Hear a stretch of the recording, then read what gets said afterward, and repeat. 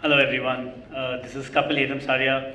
Thank you so much for having me here. It's an honor and privilege to actually be talking to the leading people in healthcare. Prabji, that was a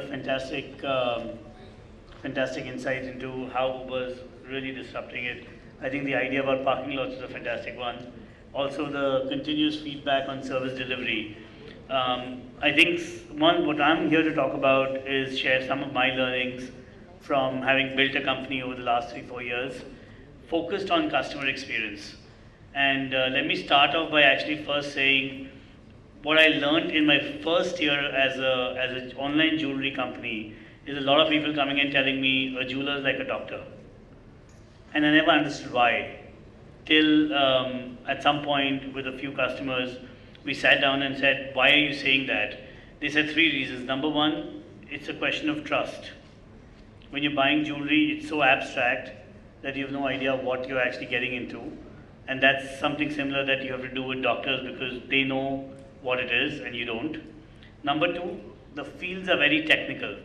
When you think about a piece of jewelry or a diamond for that matter, there are about 104 dimensions on which a diamond can actually be graded, which we don't know anything about as consumers, but a jeweler does.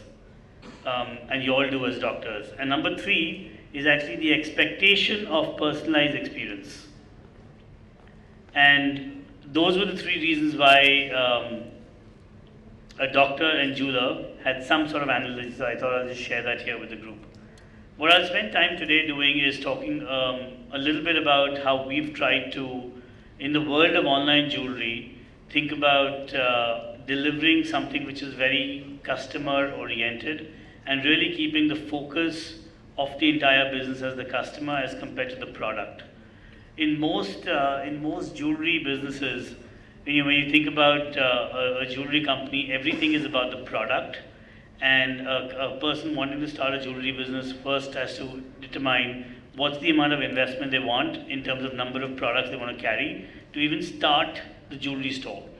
As you take the next step forward, the consumer walking into that store is then limited by that number of choice of products, and the incentive for the jeweler is to sell the product without caring about who the customer is or what the customer actually wants. So in the world of online jewelry, we actually took a completely opposite approach, and we said let's start with the customer being the central focus and not carry any inventory. So we are completely a non-inventory led business where, like Prabhjit was talking about Uber as a platform, we are a platform company which is connecting brands or jewelers to consumers across the world. Today we have about 400 brands on the platform from 25 cities in the country. Over 1 lakh products listed on the platform. Now when you think about this, the power of this is there might be something in Guwahati which is lying idle in a particular shop on a road in Guwahati, which may be a design which is liked by someone in Bangalore. But those two people, that discovery process will never happen. And that's what we are trying to enable with no additional cost to the jeweler in terms of listing that product on the internet and for a consumer to discover it. And then 5,000 happy customers. We'll get there soon in terms of millions of customers over probably the next 3 years, but today we're at 5,000. Like I said, I think just two small examples from my learnings of having completely single-minded focus on the customer. When we started, we were a gold and diamond online jewelry company, but we quickly realized that what consumers actually wanted, they had moved away from, a lot of Indian modern women have moved away from the fact that it has to be gold or diamond or any material specificity. What they like and care about is a lot more design. And so we said, look, it does not matter whether it's gold or diamond or silver, as long as I'm getting what I'm promised.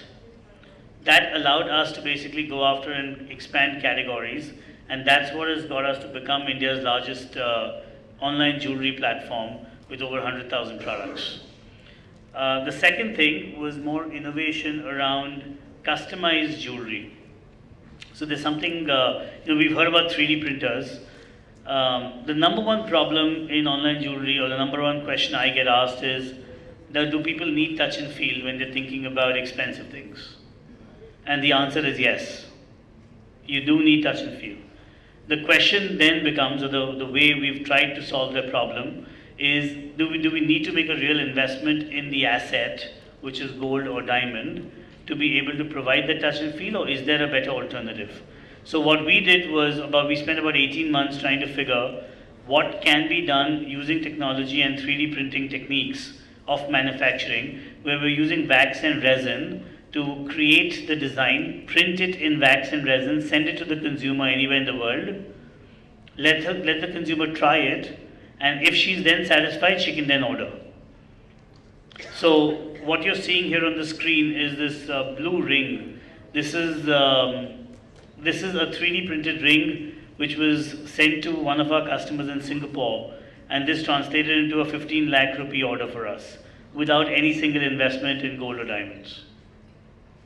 So again, both of these are examples of how thinking about the customer first and then solving any problems, concerns, limitations or expectations that the consumer may have using innovation.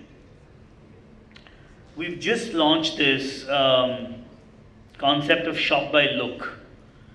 It's very obvious in the apparel world, but again, if you think about, and we survey a lot of our consumers, and what they come back and tell us is, what we're caring about is the overall look of how I am as compared to a particular piece that I'm looking at. So this is a new way for a modern consumer to discover jewelry, and this is done in curation with a whole bunch of stylists. Now, I'll tell you where and why this is important. We've seen significant growth in terms of engagement from consumers or even product discovery, because if you can read a little bit on the screen, we've divided looks into 4 types. For a woman wearing traditional wear at work, or Indian party wear, Western wear at work, and Western party wear. So thinking about these 4 looks, and then the most common kinds of attire that a woman actually wears, and then matching that with products from our 100,000 product catalog, allows a consumer to then say, if I am wearing a green kurti, which is a trending color now, what kind of jewelry may actually go with it? So you're almost feeding the consumer ideas, which are curated ideas of what may work the best as compared to exposing them to the entire catalog. We've seen about a 150% increase in conversion when there are products which are listed or being able to discover using things like this versus just listing them on a particular catalog.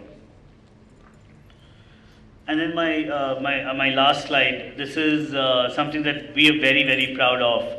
And we did a 1.62 crore order online.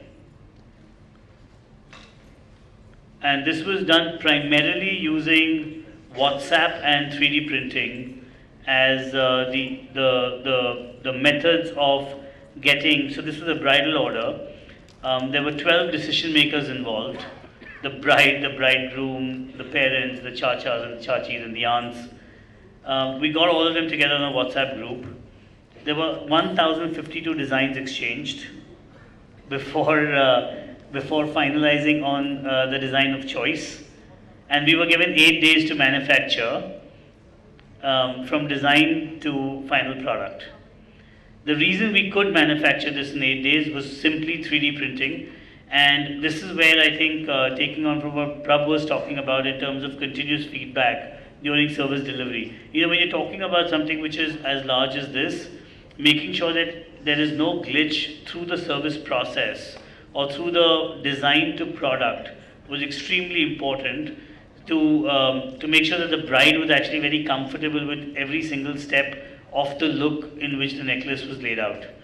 So there were probably about 6 times in those 8 days where we had different sorts of trials for the bride before we were actually able to deliver the product. That's sort of what I have for us today in terms of how we have at Velvet Case kept consumer as the center point and then done a whole bunch of innovations to an industry which never was expected to go online. Or even today, people talk about, can you ever buy jewelry online? The answer is yes. And I'm sure there are ways where we can take some of these learnings into the field of healthcare and truly give a consumer a personalized experience as much as we can. Thank you.